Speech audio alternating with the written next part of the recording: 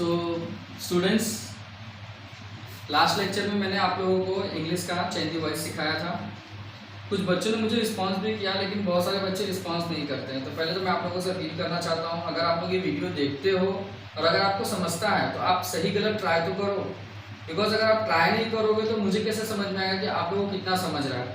So it's my humble request you all, अगर आपको कुछ समझता है ट्राई करो, बिकॉज इसमें मेरा कुछ लॉस नहीं होता है students, you are losing your self.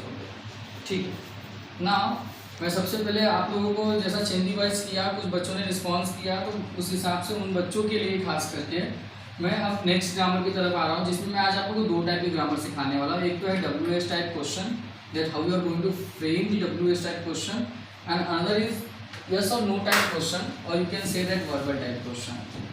So WH type question कैसे बनाना है स्टूडेंट्स? तो सिंपल है, उसका एक फॉर्मूला आपको लर्न करना होगा। लर्न इन द सेंस आपको ये कॉमन है, आपको समझना होगा कि ये फॉर्मूला क्या है। तो इसमें कैसा होगा, सबसे पहले you have to write WH word, जो भी मतलब जैसे अभी मान लो कि मैंने आपको एक एग्जांपल यहाँ पे लिख दिया है, I will go to Mumbai at 2 PM, I will go to Mumbai at 2 PM, और I have underline this Mumbai here, Mumbai को मैंने अंडरलाइन किया हुआ है। सो अब मुझे WH क्वेश्चन बनाना है। तो जब WH क्वेश्चन बनाना है स्टूडेंट्स, तो मुझे क्वेश्चन बनाने से मैं इस चीज़ का ध्यान देना होता है कि जो भी ये पूरे सेंटेंस में से जिस वर्ड को भी मैंने अंडरलाइन किया, जिस फ्रेज को भी अंडरलाइन किया हुआ है, तो ऐसा क्वेश्चन बनाओ कि वो फ्रेज आपका वो आंसर में आ जाए। जैसे भी यहाँ पे मुंबई अंडरलाइन है, I will go to Mumbai at 2 PM, मैं दो बजे जो है मुंबई जाऊँगा, 2 बजे दोपहर को। लेकिन अब मैं क्वेश्चन कैसे बनाऊँ कि मतलब मेरा आंसर मुंबई आना चाहिए। जैसे कि अगर मैं क्वेश्चन ऐसा बनाता हूँ कि मैं 2 बजे कहाँ जाऊँगा, तो मेरा आंसर आएगा मुंबई। अगर मैं ऐसा बोलता हूँ कि मैं 2 बजे कहाँ जाऊँगा, तो ऑटोमेटिकली आंसर क्या आता है, मुंबई। लेकिन उसके लिए मुझे कौन सा वर्ड इसमें नया यूज़ करना पड़ा, तो कहाँ। कहाँ मीन्स वेयर, ये चीज़ समझना बहुत जरूरी है। जब हम क्वेश्चन बनाते हैं तो उनके लिए कहाँ, उसको हिंदी में इंग्लिश में उसको बोलेंगे वेयर, मतलब WH वर्ड। तो WH वर्ड में बहुत सारे WH वर्ड है, जैसे where, when, how long, why, what. क्यों इसको WH कहा गया, बिकॉज स्टार्टिंग इनका WH से होता है, यानी कि इनके अंदर WH होता है, जैसे इसमें भी WH, WH, तो WH वर्ड को इसलिए इसको हम बोलते हैं WH वर्ड, और you can say that questioner word. तो सबसे पहले हमको WH word, proper WH word use करना होगा, देन हेल्पिंग वर्ब, सब्जेक्ट, फिर verb, then object, then etcetera, whatever will be there. और सबसे important, last but not the least, कि आपको will have to put a question mark there, आपको वहाँ पे क्वेश्चन मार्क लगाना है। Now see, so how you will decide that which kind of WH word you will use.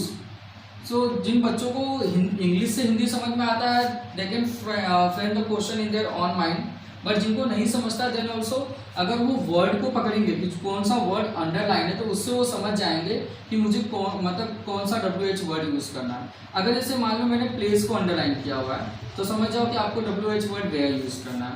अगर time underline है, van use करना है। ईयर्स या मंथ में मोस्टली हाउ लॉन्ग यूज़ होता है, समवेयर आपको वैन भी यूज़ करना होगा। So that will decide from the sentence. अगर रीजन अंडरलाइन है, किसी रीजन को मैंने अंडरलाइन किया है, it means you have to use why, WH word आपका वहाँ पे वाई यूज होगा। अगर कोई थिंग्स मतलब कोई ऑब्जेक्ट है, तो उसके लिए व्हाट यूज होगा। डिस्टेंस है तो हाउ फॉर। कोई क्वांटिटी है तो क्वांटिटी में हाउ मेनी और हाउ मच दोनों यूज होगा। तो हाउ मच मोस्टली हम लोग ऐसे मतलब ऑब्जेक्ट ले रखते हैं जो काउंटेबल ना हो, मतलब जिनकी क्वांटिटी काउंट ना कर सको, जिनको हम माप सकते हैं, मेजर कर सकते हैं, काउंट नहीं कर सकते। या तो फिर रुपीज़ के लिए, पैसे के लिए हम लोग इसका हाउ मच यूज़ करते हैं। और हाउ मेनी मतलब काउंटेबल, काउंटेबल मतलब कितने, 10 बुक, 15 बुक, 20 घर, लाइक वाइज, उसके लिए हाउ मेनी यूज़ होगा। क्वालिटी की अगर बात होती है तो हाउ। 2 पर्सन, कोई आदमी है, कोई पर्सन है, उसके लिए, कोई ह्यूमन बीइंग के लिए है तो टू हूम।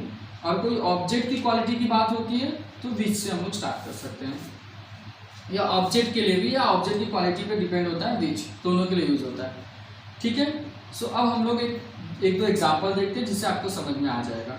जैसे मैंने जो फर्स्ट लिया है उसमें मैंने मुंबई को अंडरलाइन किया हुआ है, तो मेरा मुंबई एक प्लेस है। प्लेस मतलब मेरा WH वर्ड जो मैं फॉर्मूले के हिसाब से सबसे पहले WH वर्ड आएगा, तो प्लेस के लिए WH वर्ड क्या यूज करूंगा मैं यहाँ पे, वेयर। तो सबसे पहले WH वर्ड आएगा where. Then helping verb, helping verb तो सेंटेंस में दिया हुआ है, it's actually given will, so I write here well will. Then subject, subject means I. फिर उसके बाद वर्ब, देन ऑब्जेक्ट। वर्ब यहाँ पे क्या है, गो, तो go to, where will I go to. फिर object at 2 PM, at 2 PM etcetera. तो जो भी है उसमें आ गया, लास्ट में मुझे क्वेश्चन मार्क यहाँ पे लगाना होगा। तो आई थिंक सो आपको समझ में आया होगा कि मैंने फॉर्मूले का यूज करके कैसे WH क्वेश्चन फ्रेम किया। अब उसके बाद एक और एग्जांपल लेता हूँ मैं, जिसमें मैंने एक लिया एग्जांपल, आई परचेज 2 मैट्स। तो 2 को मैंने यहाँ पे अंडरलाइन कर दिया। तो 2 मतलब कोई मैट की क्वांटिटी है, तो वो क्वांटिटी को दर्शा रहा है। तो क्वांटिटी के लिए मैंने बताया या तो हाउ मेनी या तो हाउ मच, लेकिन ये काउंट कर सकते हो 2 मैट्स। इसको मैं नंबर दे दिया यहाँ पे 2 3 4 ऐसा नंबर दिया हुआ है, तो समझ आओ कि वो हाउ मेनी से ही बनेगा।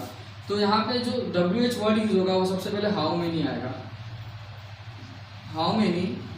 फिर हेल्पिंग वर्ब, लेकिन अब इस सेंटेंस में हेल्पिंग वर्ब नहीं दिया हुआ है। तो अगर हेल्पिंग वर्ब नहीं दिया तो स्टूडेंट्स आप वर्ब से पता करो कि आपको क्या हेल्पिंग वर्ब लगाना है। अगर वर्ब का सेकंड फॉर्म होता है तो आपको हेल्पिंग वर्ब डिड यूज करना होगा, और अगर वर्ब का फर्स्ट फॉर्म रहेगा तो आप हेल्पिंग वर्ब डू या तो डज यूज करेंगे। डू प्लूरल के लिए, डज सिंगुलर सब्जेक्ट के लिए। तो यहाँ पे परचेज्ड है, परचेज्ड मीन्स ये परचेज का सेकंड फॉर्म है। तो मीन्स क्या, अब यहाँ पे मैं हेल्पिंग वर्ब यूज करूंगा डिड। हेल्पिंग वर्ब नहीं दिया हुआ, then also will have to decide by its verb, उसके वर्ब के फॉर्म से डिसाइड करेंगे कि हमको वहां पे कौन सा हेल्पिंग वर्ब लगाना है। So I will put did here. So first I have written the WH word that is how many, then helping verb did, then subject, subject here I, then verb. तो one more thing you have to keep in mind, जब हम लोग did use करते हैं तो जो first जो second form रहेगा that will be get converted to first form, तो ये परचेस हो जाएगा। फिर उसके बाद वर्ब, तो how many did I purchase mat, last में क्वेश्चन में, तो आंसर विल बी 2, कि मैंने 2 मैट्स परचेस किया। तो ये था आप लोगों का WH टाइप क्वेश्चन। अब मैं आता हूँ एस और नो टाइप क्वेश्चन पे। एस और नो टाइप जो क्वेश्चन है स्टूडेंट्स, ये तो और भी आसान है, इसको हम लोग वर्बल टाइप बोलते हैं। इसमें क्या होता है, इसमें हम लोग को कोई WH वर्ड नहीं यूज करना होता है, इसमें हम लोग को डायरेक्टली हेल्पिंग वर्ब से स्टार्ट करना पड़ेगा। तो इसका जो फॉर्मूला रहेगा, सबसे पहले आप लोग को जो भी सेंटेंस में हेल्पिंग वर्ब दिया रहेगा, तो सबसे पहले आप वो हेल्पिंग वर्ब लिखोगे, then subject, then verb, then object, then etcetera. इसमें क्या होता है एस और नो टाइप क्वेश्चन में, अगर मैंने आपसे बोला कि मैं मुंबई जा रहा हूँ, तो मेरा क्वेश्चन हो सकता है क्या मैं मुंबई जा रहा हूँ, तो क्या, तो इसका आंसर आएगा यस और नो, मतलब हाँ मैं मुंबई जा रहा हूँ, यस। मैं खाना खाऊंगा, तो क्या मैं खाना खाऊंगा, तो आंसर क्या आएगा यस। मैं आज नहीं पढ़ूंगा, तो क्या मैं आज पढ़ूंगा, तो आंसर आएगा नहीं। तो यस और नो टाइप क्वेश्चन इस तरीके से हम लोग बनाते हैं। तो इसके लिए हम लोग को स्टार्टिंग में हेल्पिंग वर्ब भी यूज करना पड़ता है। तो जैसे एक सेंटेंस यहाँ पे लिया है मैंने एग्जांपल में, you have kept it there. तो सबसे पहले आप लोग को अगर एस और नो टाइप क्वेश्चन के लिए आता है, तो सबसे पहले आप समझ जाओ कि आपको हेल्पिंग वर्ब यूज करना है। तो इसमें हेल्पिंग वर्ब क्या है, हैव, फिर सब्जेक्ट यू, फिर वर्ब केप्ट इट पूरा आ जाएगा, kept it there. Have you kept it there, क्या आपने उसे वहां रखा, हो गया। फिर उसके बाद एक और एग्जांपल लेता हूँ, I get it on my on risk. तो इसको अगर मुझे बनाना है तो इसमें तो मुझे हेल्पिंग वर्ब दिख ही नहीं रहा है। तो सेम जैसा मैंने आपको बताया, अगर हेल्पिंग वर्ब नहीं होता तो वर्ब से पहचानो। अगर वर्ब का फर्स्ट फॉर्म है तो डू या डज यूज करो, वर्ब का सेकंड फॉर्म है तो डिड यूज करो। तो गेट जो है वो वर्ब का फर्स्ट फॉर्म है, लेकिन आई तो यहाँ पे अब मुझे डू या डज में से कोई एक लेना होगा फर्स्ट फॉर्म के लिए। तो लेकिन अब डिसाइड करना डू लेंगे डज ले, तो आई के साथ स्टूडेंट डू आता है, डज नहीं आता है। तो यहाँ पे आएगा डू, डू, फिर उसके बाद सब्जेक्ट आई, फिर verb get it on my on this,